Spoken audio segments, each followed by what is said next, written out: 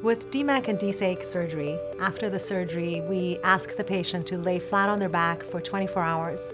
The graft or the transplant is put in the eye and an air bubble is placed under it. The air bubble rising with the patient lying flat on their back pushes the transplant against their cornea and allows the transplant to stick in place. So for the first 24 hours, the patient's asked to lay flat on their back. They can use one pillow for comfort's sake. They can get up to go to the restroom or eat, but most of the time flat on their back until I see them the next day. Usually the next day the graft is attached, and if it's attached, then you can go about your daily life. The vision will be blurry for about a week or so. So I tell my patients, don't drive, probably count on not driving for about a week.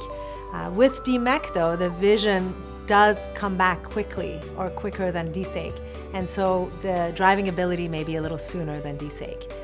As far as long-term vision recovery, again with DMEK it's faster than DSEK, but usually within a couple of weeks the vision is fantastic, which is unbelievable given that you just had a corneal transplant.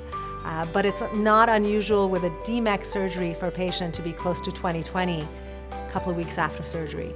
Usually though, the vision continues to improve over several months, and it's usually around 2 to 3 months when a patient can get a new pair of glasses if they need it.